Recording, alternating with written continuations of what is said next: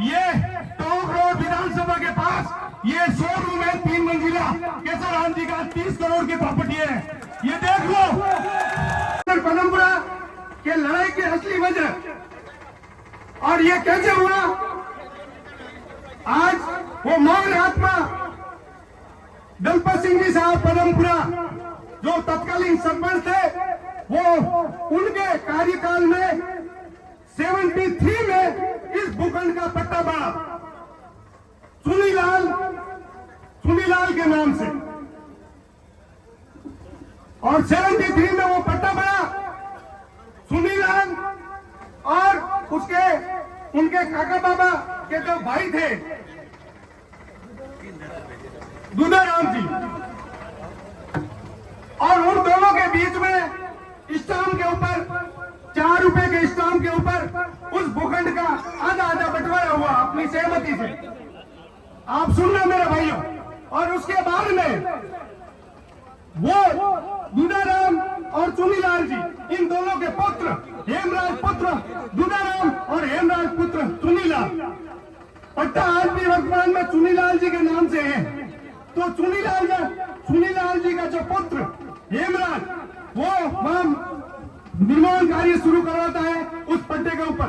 उससे पहले 4-5 महीने पहले उस दुधाराम के पुत्र, उसका भी नाम हेमराज सलोप दुधाराम ने चुनीलाल के पुत्र हेमराज से कहा कि तेरे पिताजी और मेरे पिताजी के बीच में ये लिखित हुआ है और उन्होंने आधा भूखंड जो 20/40 का था उसको आधा किया है, तो तू मुझे मेरा हक दे। लेकिन जब चुनीलाल जी के पुत्र ने वो हक देने से मना किया तो हेमराज पुत्र दुधाराम जी ने पुष्पेंद्र सिंह पदमपुरा को वो भूखंड आधा भूखंड 8 लाख रुपए में बेचान किया। और बेचान करने के बाद में घर की जेब से 8 लाख रुपए दिए। वो वहां समझाइश करने गए तो उसके सबसे पहले पुष्पेंद्र सिंह के ऊपर हमला हुआ। वो हमला करने की कोशिश करते हैं और अपने बीच बचाव में होता है और उनके साथ मारपीट करती है। मैं पुष्पेंद्र सिंह जी का बचाव नहीं कर रहा हूं। अगर वो अपराधी है और तो जो पुलिस प्रशासन प्रशासनिक तरीके और कानून समझ उनको पकड़ गए, पुलिस का फेलियर है कि 2 महीने से उनको पकड़ नहीं पा रहे हैं। इसमें उनका क्या, पकड़ के जो सजा मिलती है वो आपका काम चालान पेश करना है, न्यायपालिका करेगी, ट्रायल में जाएगा। आप चालान करो निष्पक्ष जांच करके। और जो भी दोषी है, अगर पुष्पेंद्र सिंह ने वो मारपीट किया, अगर समाज करता होगा उसका समर्थन, मैं उस मारपीट का समर्थन नहीं करता, ठीक है, लेकिन उसके साथ पुष्पेंद्र सिंह जी की जो दीवार तोड़ी गई वो गलत है। कल गढ़ तोड़ने की बात कर रहे हैं, वो गलत है। और आप मेरे भाइयों, ये लड़ाई कभी उस भूखंड की थी नहीं, ये लड़ाई राजनीतिक है। और राजनीतिक लड़ाई की शुरुआत हुई थी 2017 में, जब तत्कालीन सरपंच बाबूलाल जी शीरवी जब उनका अविश्वास प्रस्ताव लाया गया। और अविश्वास में हम बात नहीं करता, मेरे पास पूरे सबूत है। और ये 2015 के ग्राम पंचायत डालोब का 2015 ग्राम पंचायत डालोब के ये 11 वार्ड बल थे और 11 में से 10 वार्ड पंचों ने बाबूलाल जी शीरवी को खिलाफ अविश्वास लाया और उनको सरपंच पद से हटाया। और उन 10 वार्ड पंचों में एक वार्ड पंच रमेश कुमार शीरवी जाति से था और बाकी उसमें सब जाति मेघवाल से लगाकर प्रजापत, ब्राह्मण, राजपूत, सराइकला, देवासी सब थे। लेकिन बाबूलाल जी शीरवी उनको हटाया, उसका राजनीतिक फायदा लेने के लिए कहा कि ये काम पुष्पेंद्र सिंह जी एमएलए साहब ने किया। ये बिल एमएलए साहब के ऊपर गलत फाड़ा गया, जबकि ये राजनीतिक लड़ाई थी, न कि ये भूखंड का विवाद। भाइयों, मेरे पास तथ्य लेके आया हूँ, 2 मिनट ज्यादा लग जाए तो भी आप सुनना, मैं मुद्दे की बात करूंगा। उसके बाद में ये लड़ाई उस दिन से शुरू हुई 2017 में, जो आज तक चली आ रही है। और मैं शीरवी समाज का विरोधी नहीं हूँ, मैं राजपूत समाज शीरवी समाज का विरोधी हूँ। मैं हूँ खिलाफ जो जातिवादी राजनीति चलती है उसके खिलाफ हूँ, चाहे वो नेता किसी भी जाति का हो। जो जातिवाद की राजनीति करेगा उसके खिलाफ हूँ मैं। और इस तुगलकी फरमान में 3 पुलिसकर्मियों को हटाया गया और उसको भी सिंह नाम दे के टारगेट किया, जिसमें 2 राजपूत और 1 राजपुरोहित थे। और ये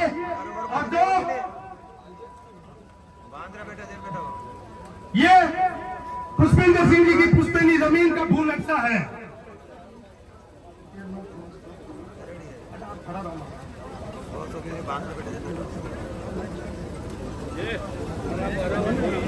ये जो दीवार तोड़ी गई वो मात्र 12-15 फीट बाहर थी और वो तोड़ी गई और वो रास्ता दर्ज है, गोचर भी नहीं है। ये रास्ते का खतरा है, ये देख लो उसका नाप, उसका सुप्रीम कोर्ट और ये नाप है। बाहर निकली अतिक्रमण है तो केवल पुष्पेंद्र सिंह जी का अतिक्रमण नहीं तोड़ेगा, उस गिराली उस डालो पंचायत में कितने अतिक्रमण है वो भी दिखा देता हूँ। ये ग्राम पंचायत डालोब का, ये ग्राम पंचायत डालोब का,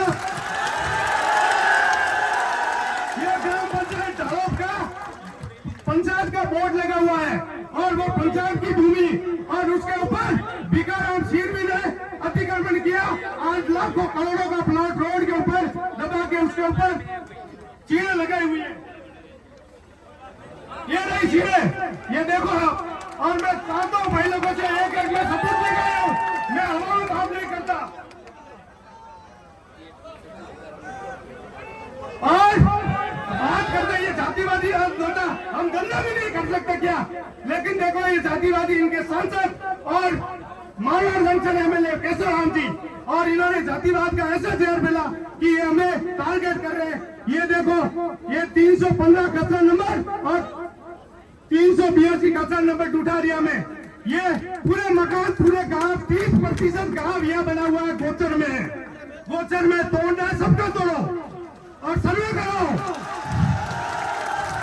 और सुनो मेरे भाइयों, अगर मेरा अतिक्रमण है भले मेरे गांव में है, मेरे नाडोल फार्म में है, सबसे पहले मैं प्रशासन की जेसीबी का पैसा खर्च नहीं करने दूंगा, मैं मेरी जेब की जेसीबी लाके तोड़ दूंगा खुद हाथ से। केशव राम जी ये जातिवादी राजनीति करते हैं। आप चुनाव कुछ ही 33,000 34,000 से जो जीते, आप लोगों के दिल पे ऐसा काम करो कि आप अगली बार 40,000 से जीतो, ये टारगेट होना चाहिए। लेकिन नहीं, आपने क्या किया? जो व्यक्तिगत हमने जमीन जो खरीदी है उसका वो पीछे पड़े हुए केशव राम जी, ये धंधा नहीं कर सकते, ये व्यापार नहीं कर सकते। कुशवीर सिंह जी होटल क्यों बना रहे, इसको गिराओ। कुशवीर सिंह जी के होटल का एनजीटी में केस किया, अभी सुप्रीम कोर्ट चल रहा है, ये बिराजे पूछ लो और क्या मैं तुड़ाऊंगा तो क्या करें? हम व्यापार भी नहीं कर सकते।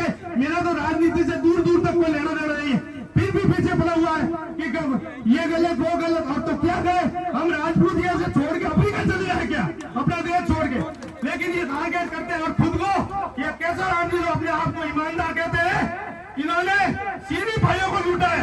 सीधी भाइयों से चुनाव से हर 2-4 महीने पहले ये बंबई पुणे वगैरह जाते हैं और 10-10 करोड़ तंडा लाते हैं और मात्र 50 लाख 60 लाख में यहाँ चुनाव लड़ते हैं।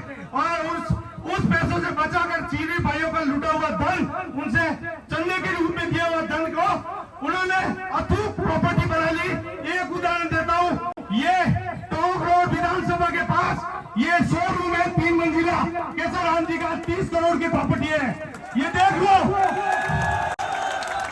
और मेरी जिस जमीन के पीछे ये पड़े हुए हैं वो फली जमीन करोड़ों की हो, मैंने तो आज घर से निकलते उसको शो कर दी, गई समाज के नाम पे, नहीं करना। लेकिन अब मैं पीछे पड़ूंगा और मैं ये जो जातिवादी सोच के नेता है उनकी एक एक प्रॉपर्टी, चाहे वो विदेश हो, ये कहते हमारी कमजोरी नहीं है क्योंकि ये दूसरे राज्यों में जाके व्यापार करते। अरे दूसरे राज्य भी राजपूत समाज से छुपे नहीं है, हमारे भाई भी वहां है, ठीक है। और मैं पीछे पड़ूंगा, चाहे मेरा घर बिक जाए, मैं पीछे पड़ूंगा ये जातिवादी नेताओं के खिलाफ। मैं सीधी समाज का विरोधी नहीं हूँ, मैं तो गीता राम जी सीधी किशनपुरा जो हमारे मेरे पे उस समय खेती करते थे, उनकी गोद में पला हूं मैं, उनकी गोद में गीता राम जी ने मेरे को खिलाया पिलाया और पहला। तो मैं जातिवादी सोच के खिलाफ हूँ, सीधी जाति के खिलाफ नहीं हूँ।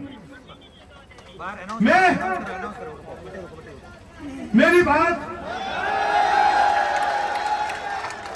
और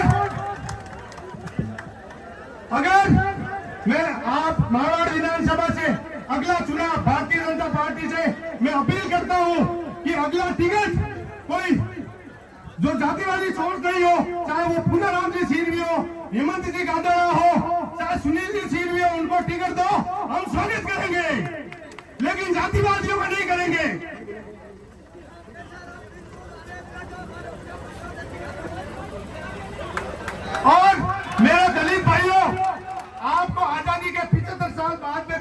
गुमराह करते हैं। असामाजिक तत्व हर समाज में होते हैं, हमारे समाज में भी है, आप में भी होंगे, लेकिन हम उन असामाजिक तत्वों का कभी समर्थन नहीं करते। बाबूजी शांताराम जी के टाइम में यहाँ जो फंक्शन हुआ था झाला गार्डन में, उस समय मैंने कहा था कि ये दलितों को जो घोड़े पर उतारने वाली बात है ये गलत है। चाहे वो हाथी पे बैठे उनको बिठाओ, अपने हाथ से घोड़े पे चढ़ाओ। छुआछूत हमारे ऊपर आरोप लगाते हैं, छुआछूत मैं लेके आया हूँ। मेरे घर में मैं नाडोल अकेला रहता हूँ, मेरा परिवार जोधपुर रहता है। मेरे घर में मेरा आटा घूमता है हीरागढ़, रोटी बनाता है मेरा मेघवाल सतीश, ये सब मेरे लड़के। और जो पूरा राम जी सरक रहा है उनके मैं खुद जाके अभी वहाँ उनके हार्ट का ऑपरेशन कराया अपने पैसों से, पिता मानता हूँ मैं। देवासी शिवलाल देवासी 15 वर्षों से मेरे पास है। मैं 11वीं कक्षा में नाडोल मेघवाल के पास में रहता था। मेरे 2 रूम पार्टनर थे, दोनों मेघवाल, नारायण लाल मेघवाल और भीमाराव मेघवाल, दोनों मेघवाल, और मैं उनके साथ रहता था। मैं छुआछूत नहीं करता। अब छुआछूत की असली कहानी बताऊं आपको, छुआछूत बताता हूं। ये आप मेरी बात सुनना, आज से 6 वर्ष 50 से भाखड़ावास पढ़ रहा हूं, तो बस स्टैंड के ऊपर जो बंगला बना हुआ कर्माराम जी सीरवी का, उनके मकान के गृह प्रवेश के दिन वो पैसों वाले आदमी और भले आदमी है, उन्होंने कहा कि पूरे गांव को मैं खाना देना चाहता हूं, और उन्होंने खाने का ऑर्डर भी दे दिया, सब कुछ कर दिया। फिर थालियां लेने वडेर में गए तो वडेर वाला ने मना कर दिया कि मेघवाल समाज और मीणा समाज इस थाली में खाएंगे, हम थालियां नहीं देंगे। और वो जबकि देते हैं किराए से, लेकिन वो उन्होंने नहीं दी थालियां। ये हकीकत है भाइयों, मैं बताता हूँ। ये छुआछूत क्या चीज है वो देखो।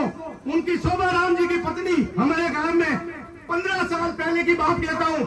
15 साल पहले जब एक मेघवाल की औरत उस हैंडपंप से पानी भर के निकली, तो शोभा राम जी सीरवी की पत्नी थी, उन्होंने उस हैंडपंप के हैंडल को धोया। इसे छुआछूत कहते हैं। आपको पता ही नहीं मेरे दलित भाइयों, मुझे आप आओ, मैं हरिजन के साथ बैठ के भोजन करने के लिए तैयार हूँ। मैं छुआछूत नहीं हूँ, मुझे मेरे किसी से सर्टिफिकेट नहीं चाहिए। अगली बार मैं कोई सीरवी जाति के खिलाफ नहीं हूँ, लेकिन इनका टारगेट क्या था मैं बताता हूँ अभी आपको। इनकी जातिवादी राजनीति का टारगेट है कि इनको खटक रही है बाली सीट पुष्पेंद्र सिंह जी की सीट खटक रही है कि कैसे भी करके इनको, और इनमें राजनीतिक चेतना तो अब आई राजनीतिक चेतना। हमने तो इनके एक ही समय में रानी चेयरमैन गिचुलाल जी सीरवी, रानी प्रधान नवरत्न सीरवी, केसाराम जी एमएलए मारवाड़ विधानसभा से, जिला प्रमुख भीमाराम जी सीरवी और सांसद पीपी सीरवी। अब क्या प्रधानमंत्री बनना चाहते हो मोदी जी को हटा के, और क्या चाहिए? आपके अंदर राजनीतिक चेतना तो अब आई है। हमने तो आप, मैं मेरी बात 2-3 मिनट में पूरी करता हूं, लेकिन मैं मुद्दे की बात करूंगा, ठीक है? मैं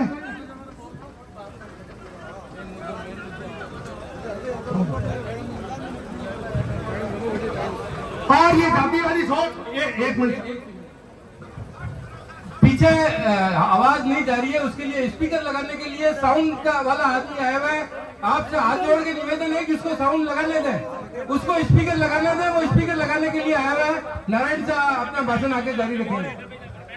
मैं हुक्म जातिवादी सोच के इसलिए खिलाफ हूँ कि इस जातिवादी सोच से हनुमान जी बेनीवाल ने नागौर में पार्टी बनाई, आरएलपी पार्टी, और वो उन्होंने जातिवाद किया, उनकी पार्टी हाशिए पे आ गई।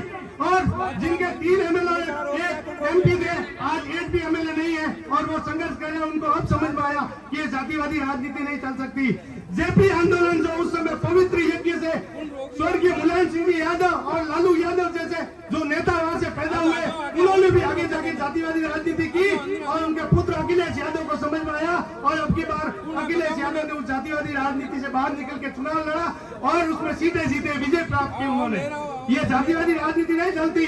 और क्यों लड़ा है भाइयों? दारा की व्हाट्सएप यूनिवर्सिटी में आपस में लड़ रहे हो, जाट लड़ रहे, राजपूत लड़ रहे। अरे मीणा गुजर जीता बहर तो अपने में ही नहीं था, और आज पायलट साहब और किरोड़ी लाल जी मीणा दोनों की समझदारी से और जाट गुजर और मीणा भाई एक जादम पे बैठे।